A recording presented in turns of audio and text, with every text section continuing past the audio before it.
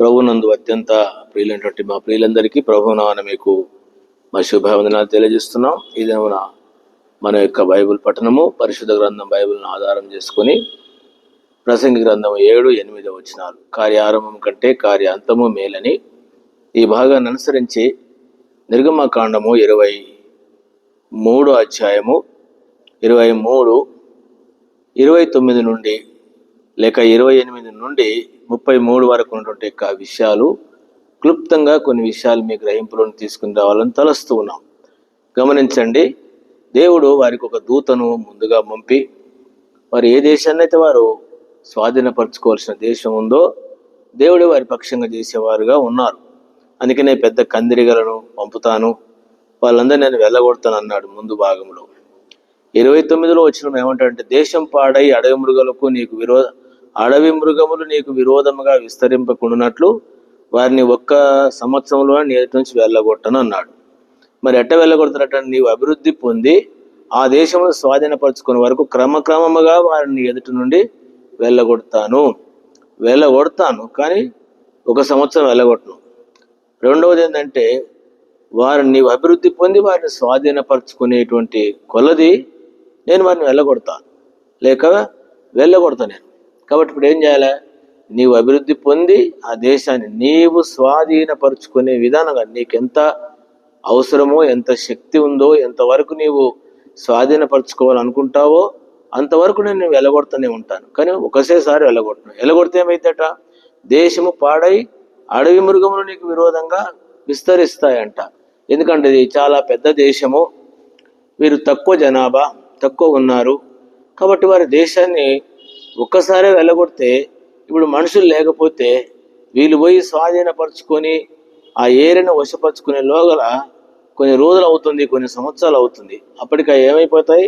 ఆ మనుషులు ఉండేటువంటి స్థలాలన్నింటిలో కూడా జంతువులు ఉంటాయి. అందుకొరకనే నీ శక్తి కొలది, నీవు చేసే కొలది నేను నీకు సహాయం చేస్తాను అన్నాడు. దేవుని బిడ్డలారా, ఈ విషయాన్ని అరగండి. ఎందుకు? ఆ దేశము పాడై నీకు విరోధంగా విస్తరింపకున్నట్టు అడవి మృగాలు. ఎందుకంటే ఇందులో కొన్ని అర్థాలు ఉన్నాయి. ఎందుకంటే వారు వశపరచుకునేటువంటి బాధ్యత వాళ్ళది, దేవుడు వారి పక్షంగా సహాయం చేస్తాడు. దేవుడు కనుక అక్కడ ఉన్నటువంటి వాళ్ళని వెళ్ళగొడితే, వీళ్ళు ఊహముందే వెళ్ళగొడితే ఆ దేశం పడవబడి ఉంటుంది. ఆ ఊర్లో మనుషులు లేరు అనుకోండి, అదంతా జంతువులు వచ్చి చేరుతాయి, అందుకొరకనే పాడైపోతుంది. ఇంకొక విషయం కూడా మనం ఎందుకు ఎరగాలంటే, దయచేసి గమనించండి. ఈ భాగం ఉన్నటువంటి భాగం ఏంటంటే, దేవుడు మోషే ద్వారా దేవుడు చెప్పినాడు, కానీ ఇశ్రాయేలీయులు ఆ దేశాన్ని స్వాధీనపరుచుకున్నది ఎవరి కాలంలో? యెహోషువ గారి యొక్క కాలంలో స్వాధీనపరుచుకున్నారు. ఇది యెహోషువ గారి కాలానికి, దేవుడు చెప్పే కాలానికి చాలా ఏండ్లు, దాదాపు 40 ఏళ్ల లోగల 40 ఏళ్లలో ఈ సీనాయి అరణ్యంకి వచ్చినారు.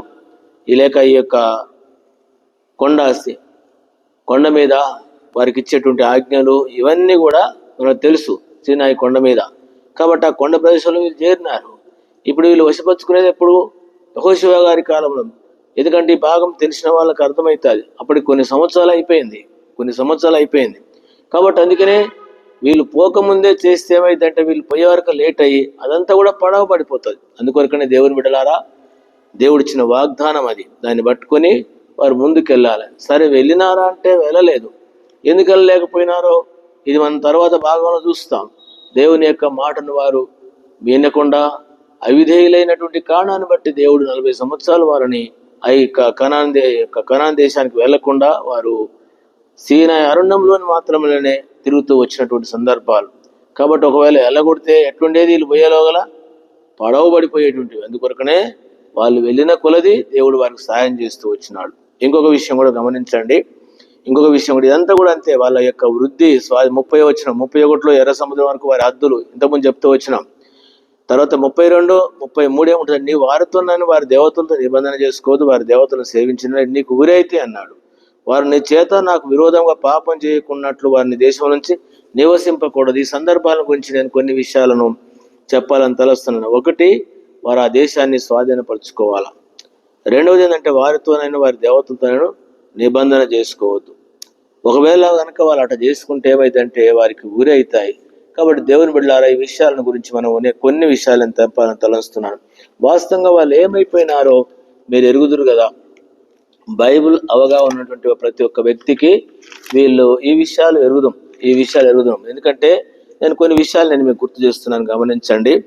నీ వారితోనే వారి దేవతలతో ఏం చేసుకోవద్దు, నిబంధన చేసుకోవద్దు. వారి దేవతలను సేవించి పూజిస్తే నీకు గురి అవుతాయి. కాబట్టి వాళ్ళు ఏం చేయాలంటే వెళ్ళగొట్టాలి. నువ్వు ఎక్కడి వరకు స్వాధీనపరుచుకుంటావో అక్కడి వరకు వాళ్ళు ఎవరు ఉండొద్దు. వారి దేవతలు ఉండొద్దు, వారు ఉండొద్దు, వారి పద్ధతులు ఉండొద్దు. ఒకవేళ ఉంటేమైతే అంటే వాళ్ళ దేవతలను సేవిస్తావు, ఒకవేళ వాళ్ళతో నిబంధన చేసుకుంటావు, లేకుంటే మీ పిల్లలు వాళ్ళకిచ్చి వాళ్ళ పిల్లలు మీకు ఇచ్చి కలిసిపోతారు. కాబట్టి వాళ్ళు ఏం చేస్తారంటే మీలాగా వాళ్ళలాగా మీరు పాపం చేస్తే నాకు విరోధంగా చేసిన వాళ్ళు అవుతారు. అందుకొరకనే ఏం చేస్తాను, వాళ్ళని ఉండనీయొద్దు, వాళ్ళతో ఏకీభవించొద్దు అన్నాడు. మరి వీళ్ళు ఏం చేసినారు? ఇది ముందుగానే దేవుడు వారికి చేసినాడు. గమనించండి, నేను చదువుతున్నాను, గమనించి. ఎందుకంటే యెహోషువ గ్రంథము 13వ అధ్యాయంలో ఈ విధంగా జరిగింది. వారితో ఏం చేసినారు చూడండి, గమనించండి. 13వ అధ్యాయంలో వాళ్ళు వశపరుచుకున్నారా ఆ దేశాన్ని అంటే వాళ్ళు ఏం చేయలేకపోయినారు. యెహోషువ దినములు 13వ అధ్యాయం, యెహోషువ గ్రంథం 1-13.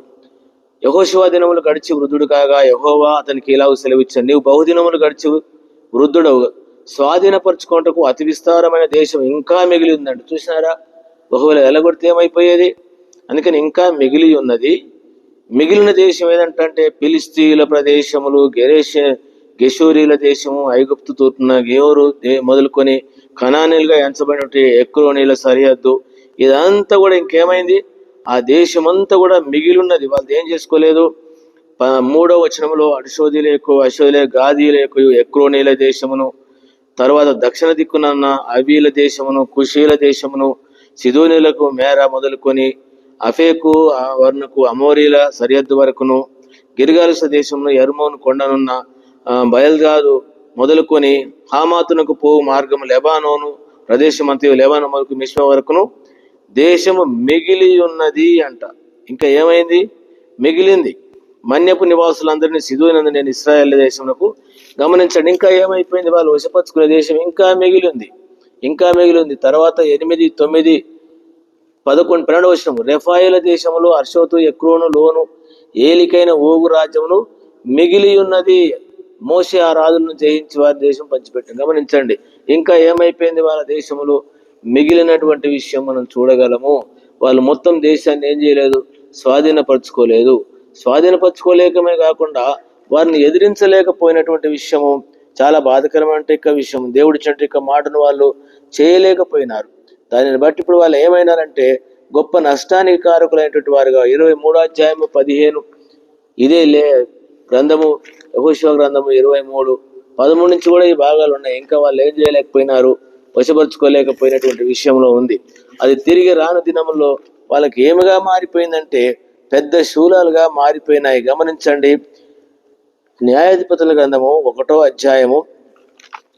అధ్యాయములో ఈ విధంగా రాయబడింది. 27 నుండి మనష్షీయులు బెత్షెమోను దాని పల్లెలను, తైనాను దాని పల్లెలను, దోరు నివాసులను దోరు పల్లెలను, ఇబ్లేయాము దాని పల్లెలను, మెగిద్దోను నివాసులు మెగిద్దోను పల్లెలను స్వాధీనపరచుకొనలేదు. చూసినారా, వాళ్ళని మీరు అభివృద్ధి పొంది ఆ దేశాన్ని మీరు స్వాధీనపరచుకోవాలి. వాళ్ళు ఉండొద్దు మీ మధ్యలో. మీరు వాళ్ళ మధ్యలో ఉంటే అవి మీకు ఉరైతాయి. వాళ్ళు ఈ విధంగా చేస్తారంటే వాళ్ళు స్వాధీనపరచుకోలేదంట. ఏలయనగా కనానీయులు ఆ దేశంలో నివసింపవలనని గట్టి పట్టుబట్టి ఉండిరి. ఇశ్రాయేలు బలవంతులైన తరువాత వారు కనానీయుల చేత వెట్టి పనులు చేయించుకునేది కానీ వారిని బొత్తిగా వెళ్ళగొట్టలేదు. చూసినారా, వాళ్ళని వెళ్ళగొట్టలే కానీ వెట్టి పనులకు ఉపయోగించుకున్నారు. ఈ దినాల్లో చాలా మంది మన జీవితాల్లో కూడా అట్లే ఉంటుంది. తర్వాత 29వ వచనము, 31వ వచనము, వాళ్ళని వెళ్ళగొట్టలేదు అంటారు. వాళ్ళతోటి వెట్టి పనులు చేయించుకునే వాళ్ళుగా ఉన్నారు. 33వ వచనము, వెట్టి పనులు చేయించుకునేది అంట. 35, వారిని వెళ్ళగొట్టలేదు కానీ వారు వెట్టి పనులు చేయించుకున్నారు. తర్వాత 36, అమోరీల సరిహద్దు వ్యాపించినారంట. వాళ్ళు ఏం చేయాలి, వాళ్ళ మధ్యలో ఉండొద్దు అని అంటే వాళ్ళు తప్పకుండా ఏం చేసినారు, ఉంచిన దాన్ని బట్టి వాళ్ళని వెళ్ళగొట్టలేదు కానీ వారితోటి వెట్టి పనులు చేయించుకున్నారు. ఈ దినాల్లో కూడా చాలా సార్లు ఇది ఆత్మీయంగా మనం గమనిస్తాం.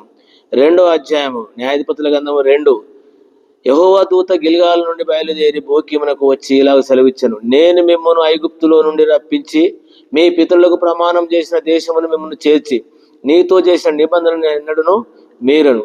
మీరు ఈ దేశ నివాసులతో నిబంధన చేసుకొనకూడదు, వారి బలిపీఠములను విరగొట్టవలని ఆజ్ఞ ఇచ్చితిని గాని మీరు నా మాట వినలేదు. ఎక్కడ? నిర్గమాకాండం 23 మనం చదువుకున్న వచనాలలో 31, 30 ఇవన్నీ చదువుకున్న వారితో నిబంధన చేసుకోవద్దంటే వీళ్ళు ఏం చేసి మళ్ళీ హెచ్చరిక చేస్తా ఉన్నాడు, మీరు నా మాట వినలేదు, మీరు చేసిన పనిని బట్టి కావున నేను మీ ఎదుటి నుండి ఈ దేశ నివాసులను వెళ్ళగొట్టను. వారు మీ పక్కలకు శూలములుగా నుందురు, వారి దేవతలు మీకు ఉరిగా నుందురని చెప్పుచున్నాను. ఇవే జరిగినాయి. దేవుని బిడ్డలారా, బైబిల్ అవగానే వాళ్ళు గమనించండి. దేవుడు చెప్పినటువంటి యొక్క మాట ప్రకారము యెహోషువ గారి కాలంలో ఆ దేశంలోనికి వెళ్ళినారు. యెహోషువ గారు ఉన్నంత కాలము విజయం కలిగింది. తను పెద్ద మనిషి అయిపోయినాడు. ఇప్పుడు వీళ్ళు వెళ్ళి స్వాధీనపరచుకోవాలి. దూతను ముందనంటే ఎవరా దూత అంటే యెహోషువ మనకు కనబడతా ఉంటాడు. కాబట్టి వీళ్ళు స్వాధీనపరచుకోకుండా ఏం చేసినారు? వాళ్ళని ఎదిరించలేకుండా ఉన్నారు. దేవుడు సాయం చేస్తాడు వాళ్ళు ఎదిరిస్తే, కానీ వాళ్ళు చేయలేదు ఆ పని. దేవుడు ఏం చేసినాడు? ఉంచినారు. ఎందుకు? వెట్టి పనులు చేయించుకో. ఎందుకంటే వీళ్ళకి పనులు కావాలి కదా. ఒకప్పుడు వీళ్ళు వెట్టి చాకరీ చేసిన వాళ్ళే, వీళ్ళకి సుఖం వచ్చింది. ఇప్పుడు వీళ్ళు వెట్టి పనులు చేయించుకోవాలనుకున్నారు వాళ్ళతోటి. ఈ దినాలలో మన జీవితాలు కూడా అంతే. మనం కొంత ఏదన్నా లెవెల్ పెరగగానే అందరూ వచ్చి మనకు పని చేయాలా. మనకు ఒకప్పుడు దాసులంగా ఉన్నాం, ఇప్పుడు బాసులం అయిపోయి మనకు దాసులు అవసరమని ఈ దినాల్లో చాలా మంది ఇలాంటి లక్షణాలు కలిగి ఉన్నారు. ఏ దాసులుగా వెట్టి పనులు చేయించుకున్నారో వీరి అవిధేయతను బట్టి వారికే వీళ్ళు దాసులైపోయినటువంటి విషయం న్యాయాధిపతుల గ్రంథం చదువుతుంటే మనకు తెలుస్తూ ఉంటది. వెట్టి పనుల కొరకు బాగుంటుందని పెట్టుకుంటే వాళ్ళకే ఏమైనారు? వీళ్ళు బానిసలైపోయినారు. ఒకరోజు వాళ్ళు ఇబ్బందులు పెడుతుంటే వాళ్ళ యొక్క వెట్టి చాకరీ చేయలేక వాళ్ళ ఇబ్బందులతోటి మొరపెట్టినప్పుడు దేవుడు వారికి న్యాయాధిపతులను ఇచ్చినాడు. వీళ్ళకి పని మనిషి కావాలనుకుంటే ఏమైంది? అదే జరిగింది. శారా విషయం కూడా అంతే. ఐగుప్తు దేశానికి వెళ్ళినారంట అబ్రహాం కాలంలో. వెళితే ఆమెకు పని మనిషి అవసరం అయింది. ఆగర్ను పెట్టుకుని ఇప్పుడు ఆగర్ ఏమైంది? పని మనిషి పోయి ఏ మనిషి అయింది? ఎట్లయింది? అదే విధంగా వీళ్ళు వాళ్ళకు మాకు పనులు బాగా చేస్తారు అని చెప్పేసి వీళ్ళకు కొంత మంచిగా ఉంటుంది అనుకున్నారు. లేకపోతే ఎందుకంటే సుఖం వచ్చింది కాబట్టి మేము పనులు చేసుకోలేము, వాళ్ళతో చేయించుకుంటామని చెప్పేసి వాళ్ళని బానిసలుగా పెట్టుకుంటే వాళ్ళు ఎల్లగొట్టకుండా వాళ్ళు ఇప్పుడు వీళ్ళకి గురి అయినారు. శూలాలు అయినారు. పక్కన శూలాలు అయినారు. ఇప్పుడు వాళ్ళకే వీళ్ళు దాసులైపోయినారు. కాబట్టి వీళ్ళారా, ఇది ఆత్మీయంగా మనం ఎరుగుదాం. ఏంటంటే మన జీవితాలలో కూడా మన హృదయంలో ఉన్నటువంటి ఏదైతే మనలను దేవుడు వాటిని తీసివేసుకోండి, దేవునికి అయిష్టమైనటువంటివి మన జీవితాలను నష్టం చేసే అలవాట్లు కావచ్చు, కోరికలు కావచ్చు, ఇచ్చలు కావచ్చు, ఉద్దేశాలు కావచ్చు, వాటిని మనము దేవుని ఆత్మ ద్వారా సంపూర్ణంగా వాటిని దూరం చేసుకోకుండా వాటితో రాజీపడి వీటి ద్వారా లేక ఈ అలవాట్ల ద్వారా ఈ విధానంలో మనకు లాభం ఉంది అని చెప్పేసి కనుక వాళ్ళలాగా ఉంచుకుంటే ఆ అలవాట్లే, ఆ పద్ధతులే, ఆ కోరికలే, ఆ ఇచ్చలే, ఆ అధికారాలే అవే మనల్ని ఏం చేస్తాయంటే ఒకరోజు బానిసలుగా చేసుకొని ఆత్మీయంగా నష్టపరుస్తాయి. ఇది కొంత ఆత్మీయంగా ఎరగండి. అందుకనే దేవుడు ఇచ్చినటువంటి మాట ఏదైనా దాన్ని మనం అనుసరిద్దాం. కాబట్టి దేనికి ఇది నేను ఆత్మీయంగా చెప్తున్నాను. మన హృదయాలలో మన జీవితాలను నాశనం చేసేటువంటి పద్ధతులు ఏమి ఉన్నా వాటిని సంపూర్ణంగా మనం తొలగించుకోవడము మనకు మేలు, క్షేమము, దేవునికి మహిమ, మనకు ఆశీర్వాదం. లేకుండా అవి మనకు మేలుకరంగా ఉంటాయని చెప్పేసి ఏదో కావచ్చు, మోసం కావచ్చు, లంచగొండితనం కావచ్చు, అబద్ధం కావచ్చు, అన్యాయం కావచ్చు, అక్రమం కావచ్చు, దౌర్జన్యం కావచ్చు, ఇవన్నీ మనం అడ్డం పెట్టుకొని సంఘాలలో గెలవాలనుకుంటాం. ఇవి ఉంటేనే రేపు మనం గెలుస్తాంరా, ఇట్లయితేనే గెలుస్తాం, ఇట్లా కొట్లాడితేనే, ఇట్లా ఉంటేనే చేస్తామని చెప్పేసి కనుక వాటిని మనం ఉంచుకుంటే వాళ్ళలాగానే మనం కూడా ఏమైపోతామంటే ఆత్మీయంగా నష్టపోయి దేవునికి దూరమై భ్రష్టులమైపోయి దేవుని రాజ్యం పోతుంది. అందుకొరకునే గుర్తించి ఆ భాగాలను చదివి దేవుడు చెప్పినాడు. ఇక్కడ చూసినా మనం న్యాయాధిపతుల గ్రంథంలో చూసినప్పుడు వాళ్ళు ఏం చేయలేదు, వెళ్ళగొట్టలేదు కాబట్టి వాళ్ళు ఉంచినారు. వాళ్ళు ఎట్లా ఉన్నారట? వీళ్ళకు ఎట్లున్నారు కనుక విధించిన విధులు వినలేదు కాబట్టి వాళ్ళకు శూలల్లాగా, ముళ్ళలాగా ఉన్నారు. ఈ దినాల్లో సంఘాల్లో అట్లే ఉంటున్నాం. కానీ ఈ మాటను గుర్తుపెట్టుకొని దేవుడు చెప్పిన మాట ప్రకారం మనం చేద్దాము. కార్యారంభం కంటే కార్యాంతము మేలు, అవి మనకు మంచివి, అవి ఉండాలని చెప్పేసి కనుక వాటిని ఉంచుకుంటే ఒకటి రోజు అవి మన నష్టం చేస్తాయి. కాబట్టి ఈ విషయం ఎరిగి వాటిని దూరపరుచుకొని ప్రభు కొరకు నమ్మకంగా జీవిస్తాం. ఆ విధంగా ప్రభు మనకు సహాయపడును గాక. ప్రియ తండ్రి బాగా దీవించమని యేసునామమున ప్రార్థన చేడుకుంటున్నాను తండ్రి. ఆమేన్. మన తండ్రి అయిన దేవుని యొక్క ప్రేమ, మన ప్రభువైన యేసుక్రీస్తు కృప, పరిశుద్ధాత్మ సహవాసం మనందరికీ తోడై ఉండును గాక. Amen. Praise the lord. Praise the lord.